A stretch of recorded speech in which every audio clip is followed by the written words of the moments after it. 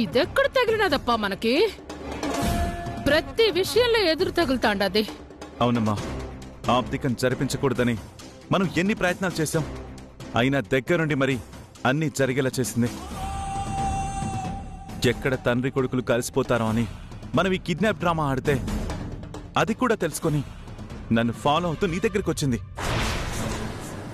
నువ్వేదో తెలివిగా తప్పించుకున్నావు కాబట్టి సరిపోయింది, లేదంటే ఏం జరుగుండేది? విశ్వనాథం బదులు నువ్వు జైలుకెళ్లాల్సి వచ్చేది.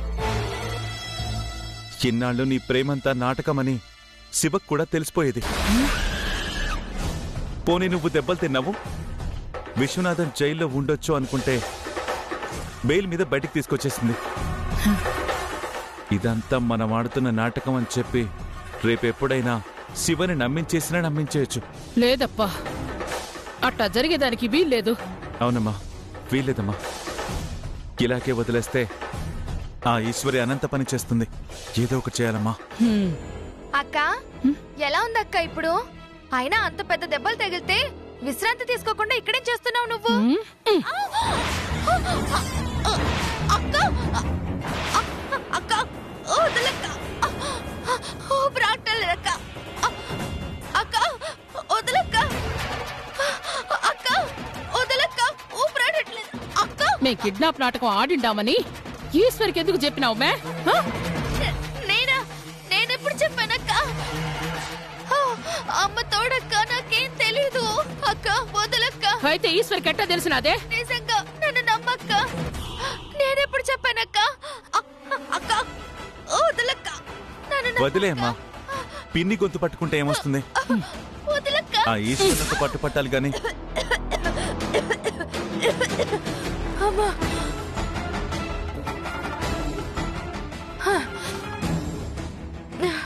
అమ్మయ్యా, బతికిపోయాను. అయినా నా మీద అంత అనుమానం ఏంటక్క నీకు? నువ్వు చెప్పింది నేను ఎక్కడన్నా చెప్పానా? నీ గుట్ట ఎప్పుడన్నా బయట పెట్టానా? అయినా నువ్వు నగలిస్తానని మాటిచ్చాక నేనెందుకు చెప్తానక్క?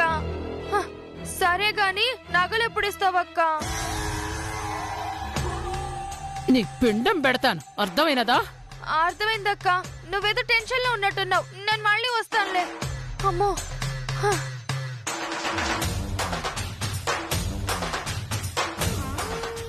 ఈశ్వరి, నా సంగతి తెలిసి కూడా నన్ను ఢీ కొడతాండావంటే ఓసారి గట్టిగా నీకు చెప్పాలి మే. చెప్తా.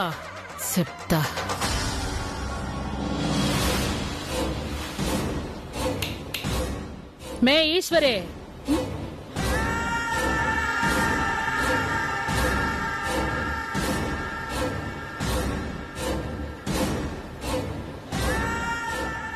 అత్తయ్య మీరా? ఒళ్ళంతా గాయాలయ్యి నిద్రపోయారేమో అనుకున్నాను. అయినా మీకెలా నిద్ర పడుతుందిలేండి. సర్లేండి, చెప్పండి అత్తయ్య, ఎందుకు పిలిచారు? ఏం కావాలి? నేను అదే అడుగుతాండా. నీకేం కావాలి మే? ఎందుకు ఇదంతా చేర్చండావు? దేని గురించి మాట్లాడుతున్నారు అత్తయ్య? ఏమైంది? మే ఏమీ తెలియనట్టు మాట్లాడుకో. నేనేం చేస్తాడానో నీకు తెలుసు, నీకు తెలుసని నాకు తెలుసు. అసలేం కావాలి మే నీకు? నేనేందో తెలిసే నన్ను ఢీ కొడతాండావా? నీలాంటోళ్ళని ఎంతమందిని దాటి ఈ స్థాయికి వచ్చినానో తెలుసునా?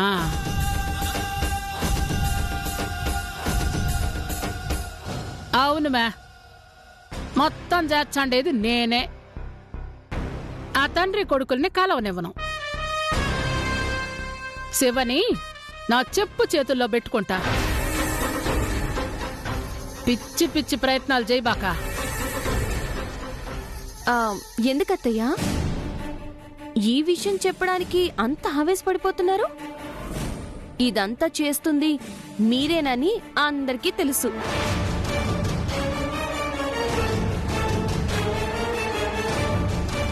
మీ అదృష్టం బాగుండి సరైన ఆధారం దొరక్క ఆయన ముందు రుజువు కాలేదు, అంతే.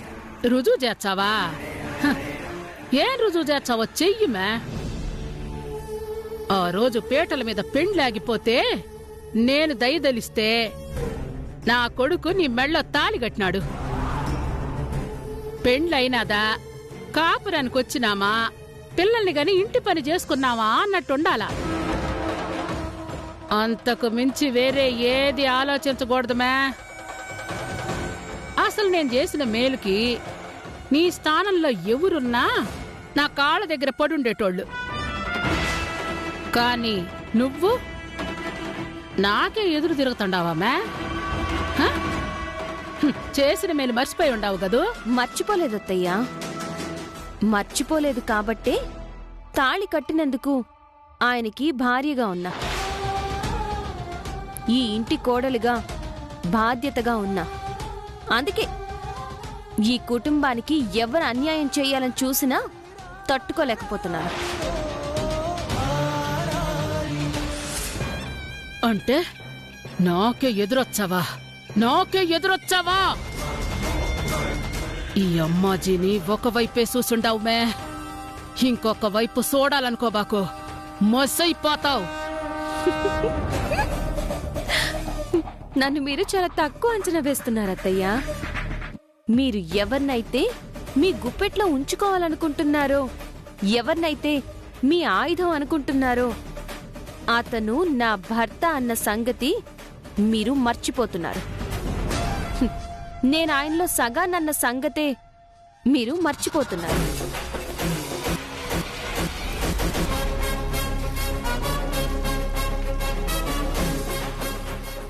ఓడు పూర్తిగా నా గుప్పిట్లో ఉంటే ఓన్లో సగం నువ్వేం చేస్తావుమే? ఓనికి నా మాటే వేదం. నువ్వే కాదు, ఓని కన్న తల్లే దిగొచ్చి చెప్పినా వినడు. అలాగా? ఏం చెప్పినా వినరా? వినడమే. కావాలంటే పోయి ఏం చెప్పుకుంటావో చెప్పుకోమే. ఎట్టా ఇంటాడో నేను దొచ్చా. అలాగే అత్తయ్య. ఇప్పుడు మీరు మాట్లాడిందంతా ఇదిగో ఈ ఫోన్లో రికార్డ్ అయింది. అది తీసుకెళ్లి వినిపిస్తాను.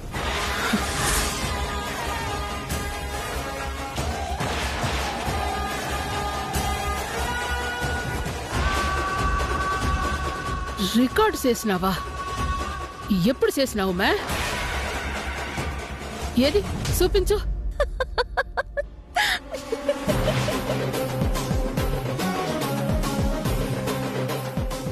భయపడ్డారు కదా? భయపడ్డారు కదా? మరిప్పుడే ఏమన్నా చెప్పుకో, ఏం చేస్తాడో చూస్తాను అన్నారు. ఇప్పుడెందుకు భయం?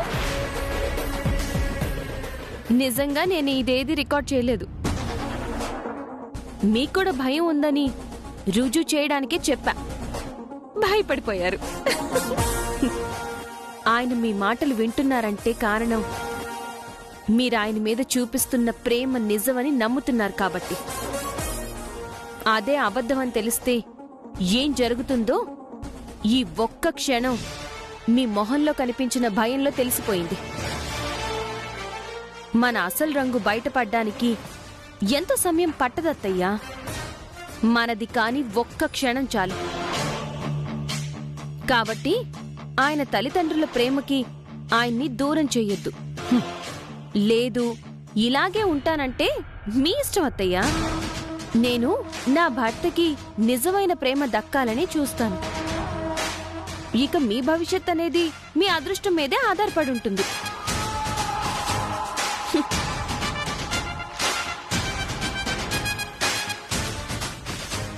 నిన్నగాక మొన్నొచ్చి నాకే వార్నింగ్ ఇచ్చండావా? ఈ అమ్మాజీ అంటే ఏందో తెలిసొచ్చేలా చేచ్చా.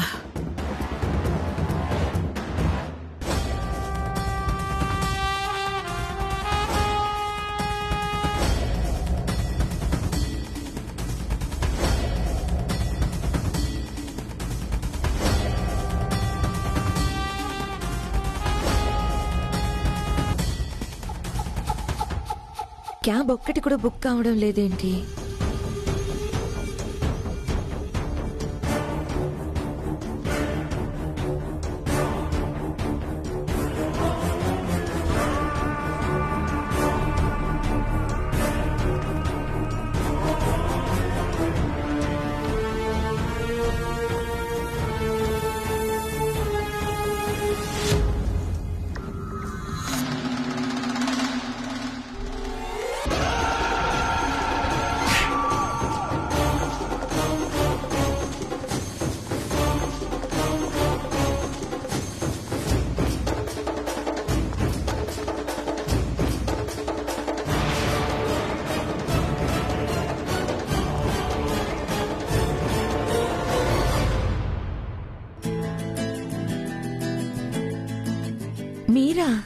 ఎలా ఉన్నారు? బాగున్నా. నువ్వెలా ఉన్నావు? బాగున్నాను. ఎప్పుడొచ్చావు ఊర్లోకి? మొన్నే వచ్చాను. భయం మొత్తం పోయిందా? హ్మ్. అయినా ఊరు వదిలి ఎవరు వెళ్ళమన్నారు? మళ్ళీ ఏ సమస్య వచ్చినా నాతో చెప్పమన్నాను కదా. ఏమో భయం వేసిందండి. ఒక పక్క కంప్లైంట్ ఇద్దామంటే ధైర్యంగా ఇచ్చేశాను. కానీ తర్వాత ఏం చేస్తారో అని భయపడి ఊరు వదిలి వెళ్ళిపోయాం. ఇంకెవరికి భయపడాల్సిన అవసరం లేదు. హ్మ్. ఎక్కడికి వెళ్లాల్సిన అవసరం లేదు. ఎవ్వరేమన్నా నాతో చెప్పు, సరేనా? అలాగేనండి. ఆ, ఎక్కడికి వెళ్తున్నావు? ఇంటికి. క్యాబ్స్ దొరకడం లేదు, చూస్తున్నాను. నేను డ్రాప్ చేస్తాను రా. పర్వాలేదు, నేను వెళ్తాను. క్యాబ్ దొరకట్లేదు అంటున్నావు కదా. ఇక్కడే ఎక్కువసేపు ఉంటే మళ్ళీ ఎవరైనా అల్లరి చేస్తారు. మ్. డ్రాప్ చేస్తాను పద. మ్.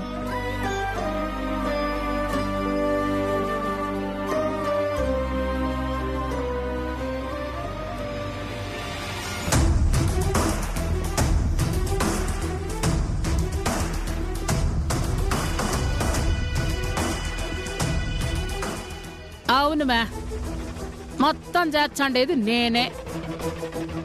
ఆ తండ్రి కొడుకుల్ని కలవనివ్వను. శివని నా చెప్పు చేతుల్లో పెట్టుకుంటా. చేసింది సరిపోక అది చేసింది నేనే అని ఎంత ధైర్యంగా చెప్తుందో చూడు. హ్మ్. ఆ ధైర్యానికి కారణం ఆయనే. ఏం చేసినా ఆయన ఆవిడ మాట కాదనడు అన్న నమ్మకం. ఆయన కూడా ఎందుకు అమ్మాజీని గుడ్డిగా నమ్ముతున్నారో, ఏం చేస్తే అమ్మాజీ మాయలోంచి బయటపడతారో తెలియడం లేదు. ఒకే ఒక్క చిన్న అవకాశం దొరికినా చాలు, అమ్మాజీ గుప్పెట్లోంచి అమాంతంగా లాక్కుంటాను.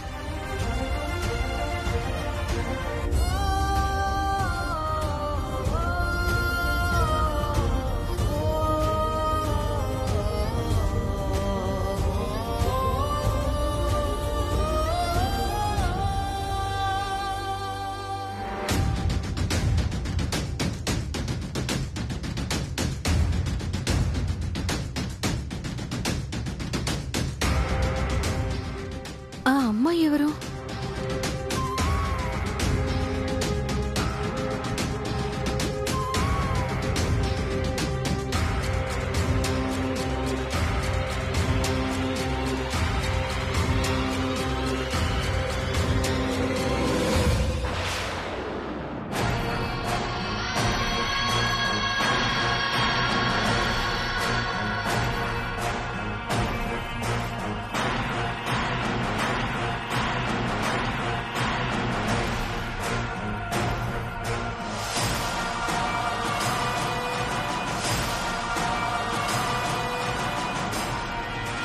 ఈ అమ్మాయి ఏంటి? ఆ రోజు ఆయన అల్లరి చేశారని కంప్లైంట్ ఇచ్చి మళ్ళీ ఇప్పుడు ఆయన బైక్ మీద వెళ్తుందేంటి? ఆటో అన్న, ఆ బైక్ ని ఫాలో అవ్వు.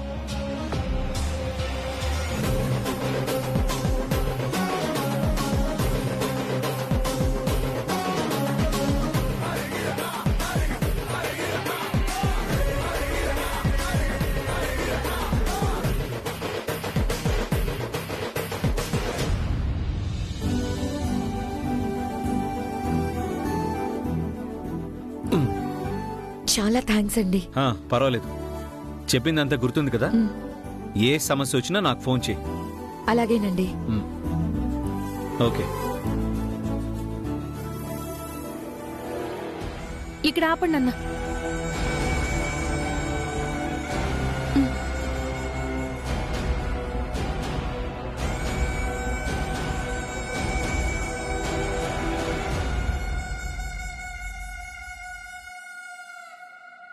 అక్క, నువ్వా? ఎలా ఉన్నావు? అసలేం చేస్తున్నావు నువ్వు?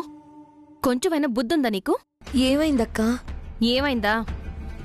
ఆ రోజు నిన్న మనిషి అల్లరి చేస్తే నేను నిన్ను కాపాడి పోలీస్ స్టేషన్లో కంప్లైంట్ ఇచ్చి చివరికి నువ్వు వెళ్ళిపోయినా నేను స్టేషన్కి వెళ్ళి అతన్ని గుర్తించి నానా పాటలు పడితే ఇప్పుడు నువ్వేమో ఏమీ జరగనట్టు నిన్న అల్లరి పెట్టిన వాడితో నవ్వుతూ బండెక్కి తిరుగుతున్నావా? బుద్ధుందా నీకు? ఆయన నన్ను అల్లరి చేశారా? ఎవరి గురించి ఏం మాట్లాడుతున్నావక్కా? నన్ను అల్లరి చేసింది అతను కాదు, అమ్మాజీ కొడుకు. ఆ అమ్మాజీ కొడుకు ఇతనే కదా? ఈయన కాదక్కా, ఆయన వేరు. ఆ రోజు వాళ్ళ పేరు పెట్టి పిలుస్తుంటే విన్నాను. ఓబిలేషో ఏదో ఉంది.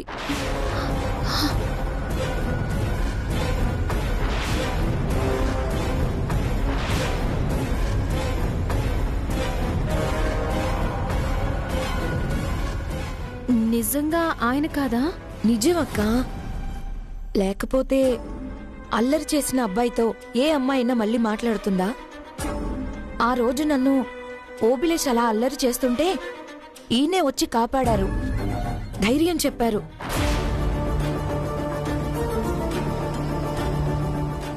అయినా అల్లరి చేశారని నువ్వెలా అనుకున్నావు అక్క?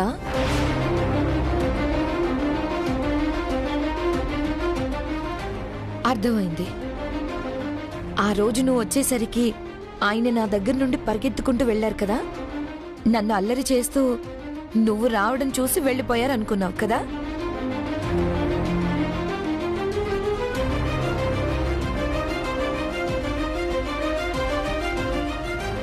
కానీ నాకు ధైర్యం చెప్పి వాటర్ బాటిల్ తీసుకురావడానికి వెళ్లారు.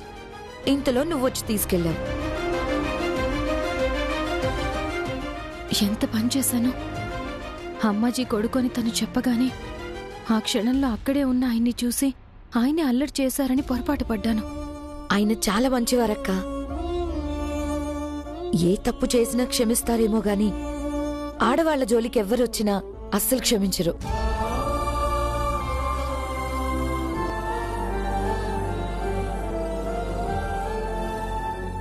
సరే, వెళ్ళొస్తాను. లోపలికి రా అక్క, కాఫీ తాగి వెళ్దావు గాని. మళ్ళీ ఎప్పుడైనా వస్తానులే, అర్జెంట్ పనుంది.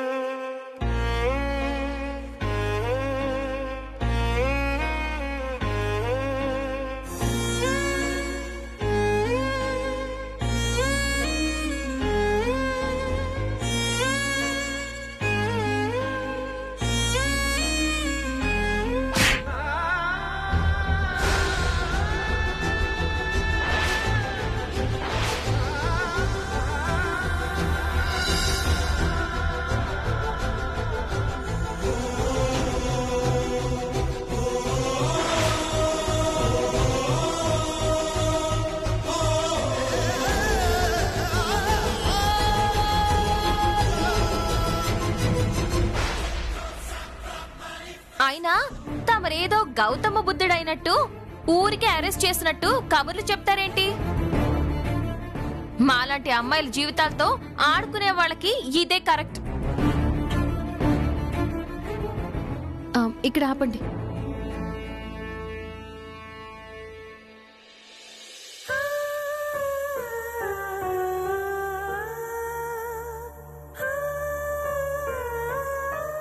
ఇదిగో, ఇప్పుడు నువ్వు జాగ్రత్తగా ఉండాలి.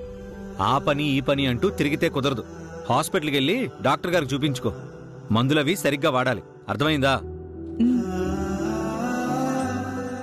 నువ్వు మాత్రం ఇంకా జాగ్రత్తగా ఉండాలి. తాగి ఇంటికెళ్ళి అల్లరి పెట్టావని తెలిసిందో? లేదయ్యా, మందు ఎప్పుడో మానేశానయ్యా. సరే, ఏదైనా అవసరం ఉంటే ఫోన్ చేయండి.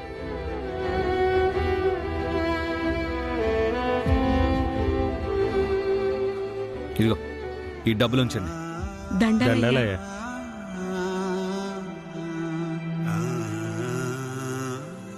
బయలుదేరు.